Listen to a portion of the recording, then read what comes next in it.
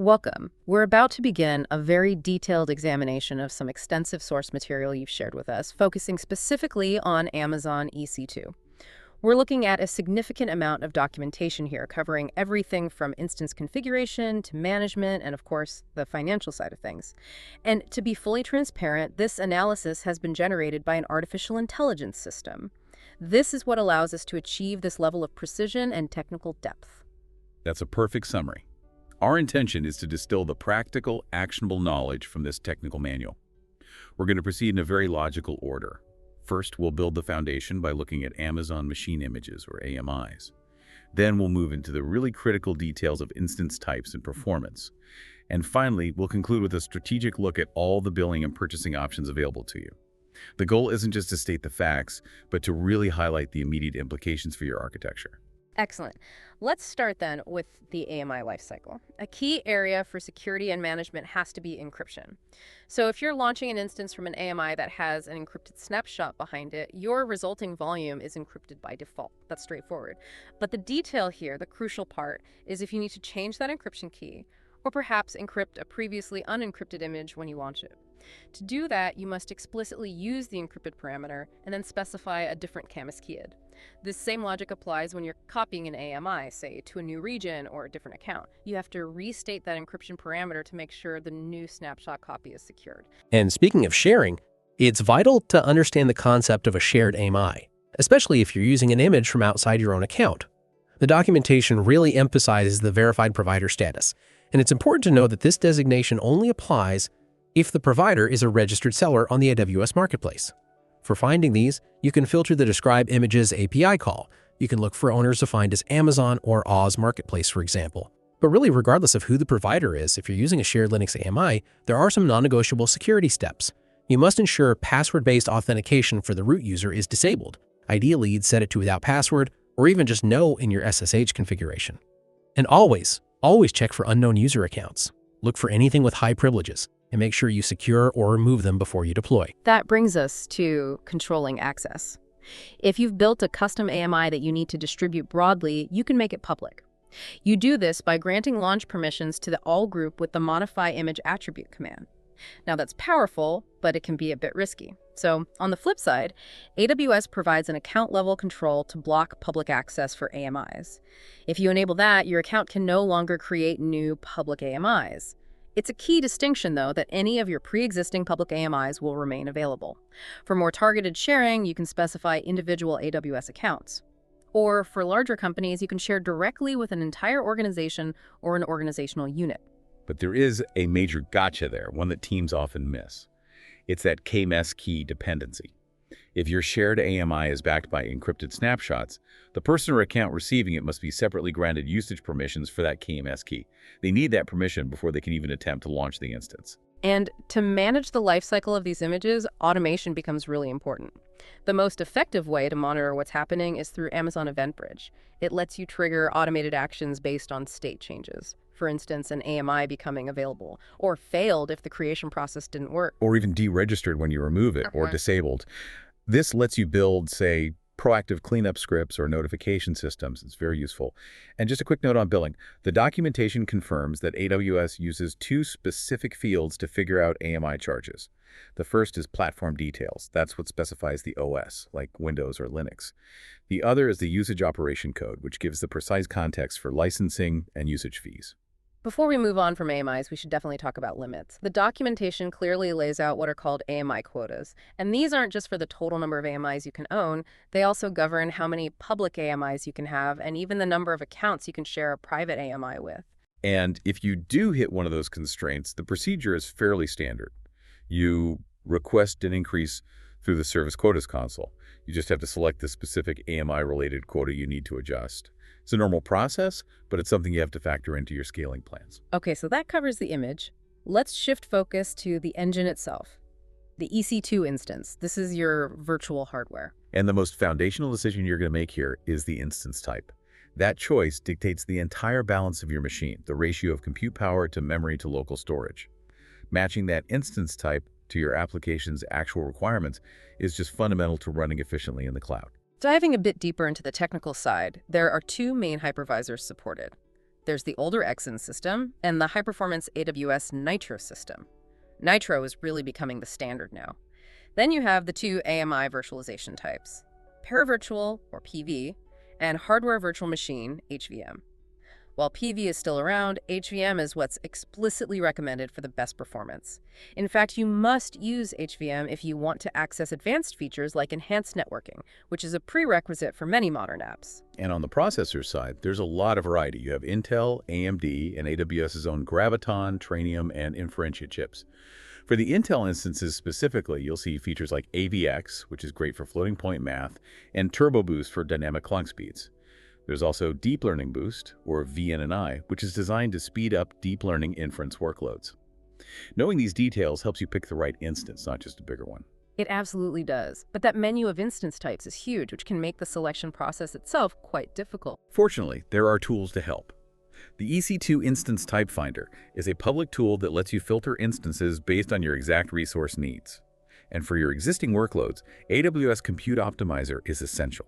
Its recommendations are based on real metrics.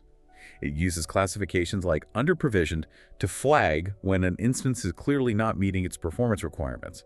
It's your first defense against overspending on a bad fit. And if you do need to change that fit, let's say you're upgrading to a new instance family, the process of changing the instance type has some serious caveats. The biggest operational impact is simply downtime. You have to stop the instance to make the change. There's no way around it.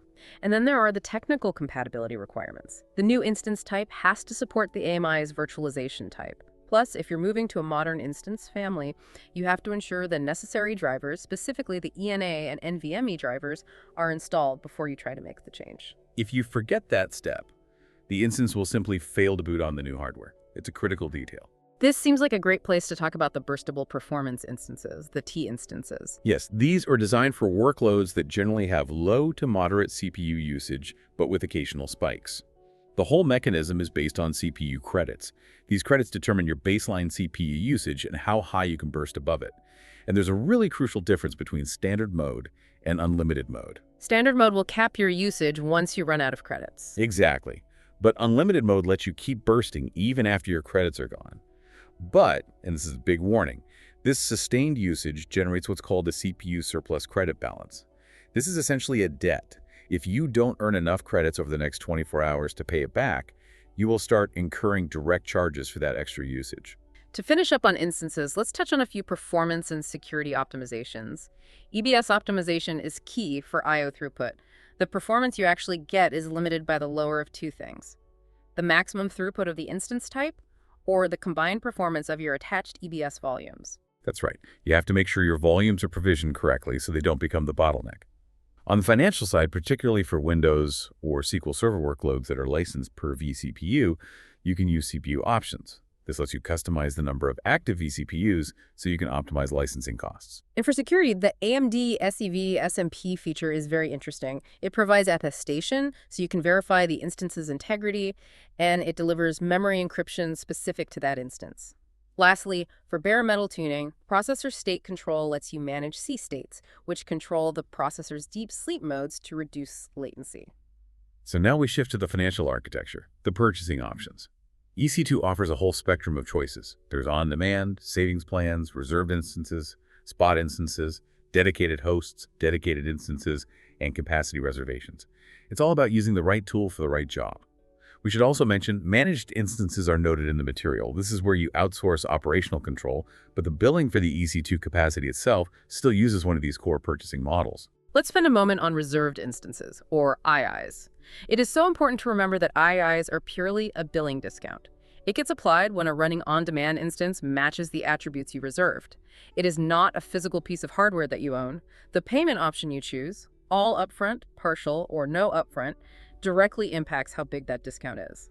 And they come in two classes: standard, which gives the deepest discount but is less flexible, and convertible, which offers a smaller discount but can be exchanged.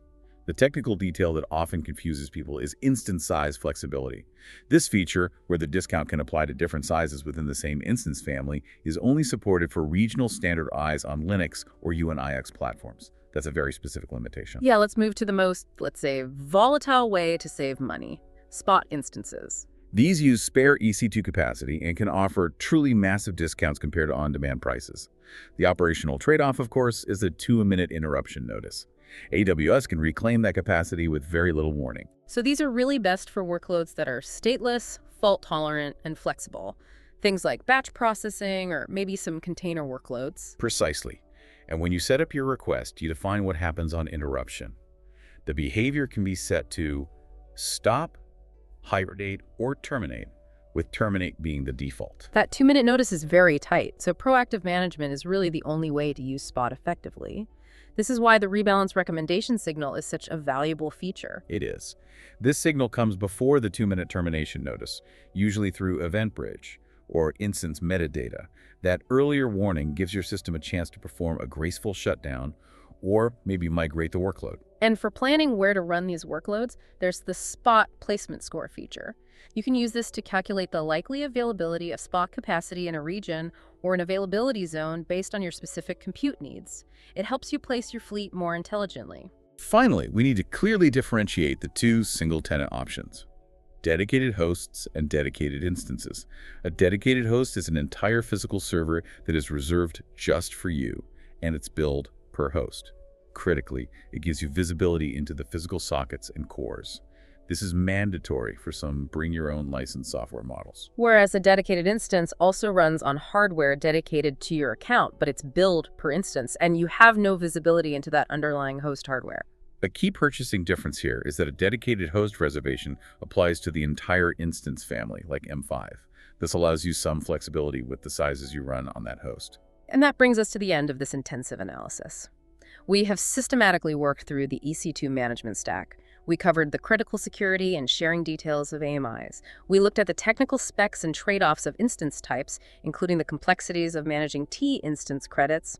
And we've reviewed the strategic rules that govern all the various EC2 purchasing options. To truly master these complexities and build highly reliable systems, you should always consult the complete technical documentation. That's where you'll find the full command references and detailed configuration guides. Combining the strategic implications we've discussed today with the precision of that documentation will greatly benefit your cloud operations. Thank you for joining us for this analytical review. We encourage you, our dedicated listeners and friends of the show, to subscribe for future analytical reviews. We wish you a great day